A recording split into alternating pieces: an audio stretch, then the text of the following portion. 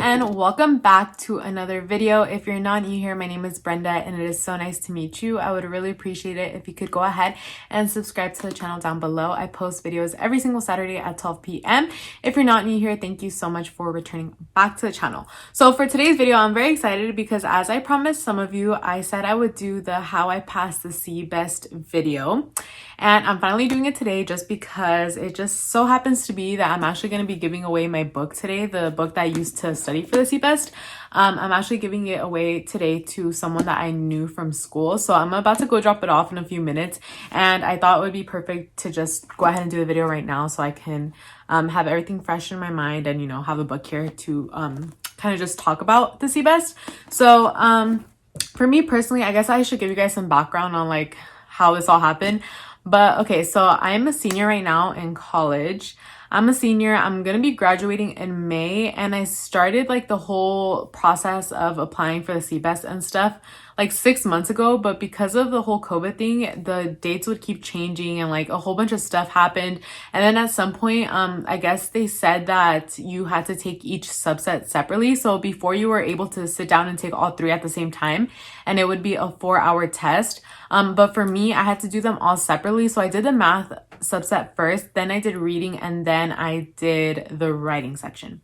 So if you're planning to go ahead and be a future teacher, or you just want to go ahead and take the CBEST, I would say look into it earlier than later, because for me personally, honestly, I don't even know. If you guys can help me out, please do leave your advice in the comments down below. But like I said, I'm a senior and I don't graduate till May, but I do want to apply to the credential program at my school, and the applications for fall 2022 open in October.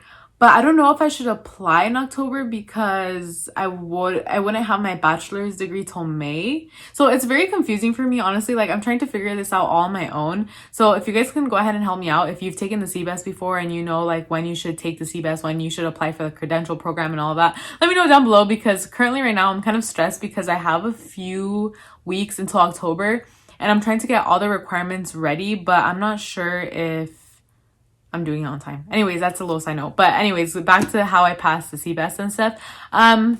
Honestly, because the math, I purposely took the math subset first because I thought it was going to be very difficult and very challenging. And I don't know, you know how everyone just thinks that math is hard. I personally really like math. So I wasn't that worried, but I was very worried at the same time, you know?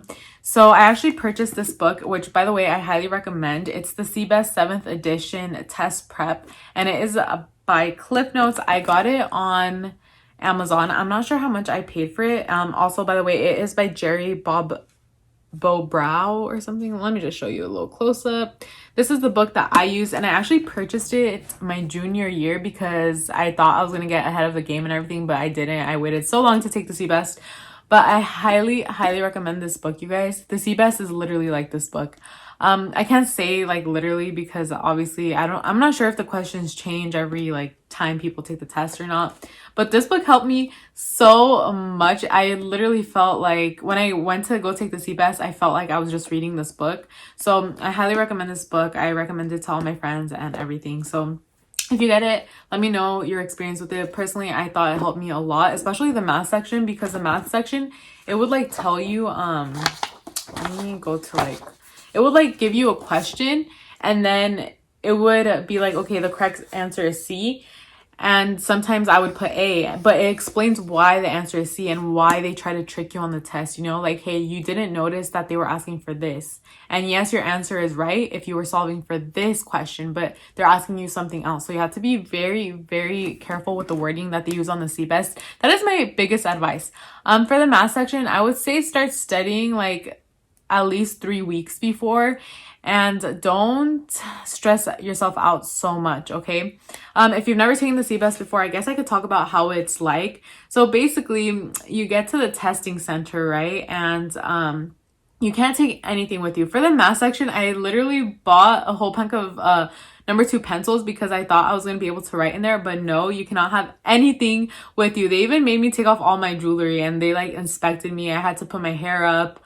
It was like very, I don't know, it was kind of scary, honestly, because I was like, how am I gonna cheat with my necklace on? But yeah, they made me like turn it around and show it. I had to take this bracelet off that just has my name on it, even if I showed them like that there was nothing on it. Like, they still made me take it off. You can only go in there with your ID, so don't even bring anything, honestly. Like, just go in there with your ID and that's it. They do provide you like a booklet that you can write on, but you can't erase it in there. It's a booklet. I think it's like 7 pages. It's like a graphing page booklet. Yeah, you cannot erase anything that you write on there. You have to turn it in. Everything that you were on there, you turn it into them. And you have to lock all your stuff in a locker. And then they do give you like headphones so that you can't like hear any background noise, which I think is super helpful. You do get like a 10-minute time span where you are able to practice how it would be to take the CBEST. So like clicking on answers and submitting them, going through the navigator on the computer, all that stuff. They do give you 10 minutes to practice before you actually take the test. And you have to be completely quiet. You cannot move. When you're done, you have to raise your hand so that they can like escort you out of there. It's very particular in the process and the way that they do things. So yeah, that's a little bit of some background if you're curious. And then when you're done, when you do walk out, they do give you like a printout of your scaled score, but it's not an official score, but it is a score that ends up being your official score. In my experience, at least, that did end up being my official score. So for the first subset, which was math, like I said, I was super worried. My best friend actually helped me study for it too, and I studied a lot, like to the point where I was stressing out. I also went to the CBEST website and looked at their practice tests, which also helped a lot. Please make sure that you go through that because that helps out a lot. So I did that as well the 2 days before. And thankfully, the test I was most worried about, I actually got a scale score of 61 for the math section, which I'm not sure. I'm just happy I passed, honestly. You need a passing score of 41 on each subset to pass. So the total that you need to pass the whole thing is 123. But I did hear you can pass one subset with the lowest score of 37 as long as the total equals 123, if that makes any sense. But thankfully, I passed with the 61 for the math one. For the reading one, that's where I messed up because I did not study at all. Just because I was thinking that it was gonna be easy. So I didn't study. I was like, okay, all I have to do is read, you know, like common sense. But it wasn't common sense. Like, they really do try to trick you in the wording that they use. So again, if you get this book, it's very helpful in explaining why they're trying to trick you and like the things that they're looking out for and stuff. But yeah, you have to, I would suggest studying at least a week for that. But there's a lot of like questions about textbooks. Like, for example, where would you find the glossary, or where, and they give you like a whole index of like page numbers and stuff, and they'll be like, where can I find information about the European something war or something like that, and you have to be like, oh well, this page number, because you really have to like analyze texts and reading. And then there's a lot of questions about like, what is the author's main point, what is his attitude, like stuff like that. But the answers are completely like tricky.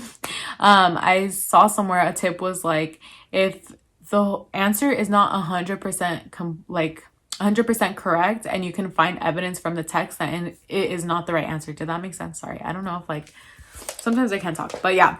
If you can't find 100% accuracy in the selection of your answer choice that you're about to make, then that is not the correct answer. So be very careful for that one. I barely passed with a 41, and the writing section as well, I barely passed with 41, which is all I needed. But I'm very thankful that I passed it overall. The reading section though, I'm sure most people do better than I did, but yeah, I didn't prepare for that one. And the writing section is actually not as nerve-wracking as I thought.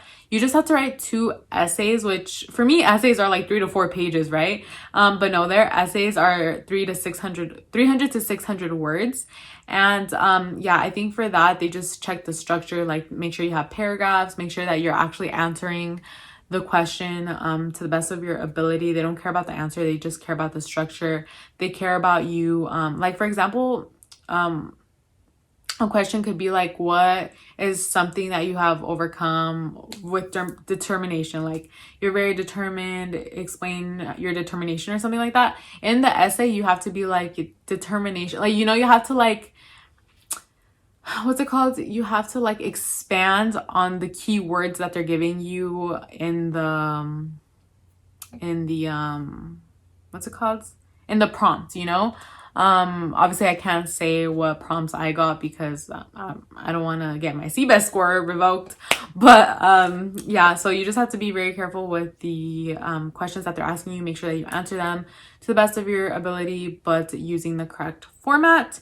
And yeah, like I said, this is the book that I recommend, and honestly, don't worry so much. It's not, I don't want to say it's not hard, but it's a basic skills test, so you know everything that's on that test, you know? I just feel like sometimes, like me included, I'm a very bad test taker because I get so nervous, but just put yourself in the mindset that it's just like another normal day. You're just reading this book, you know, you're just studying, you know the answers, like, and you'll be fine, you know? You'll be fine. Either way, if you don't pass, you can retake it again, but I think you have to wait like a month.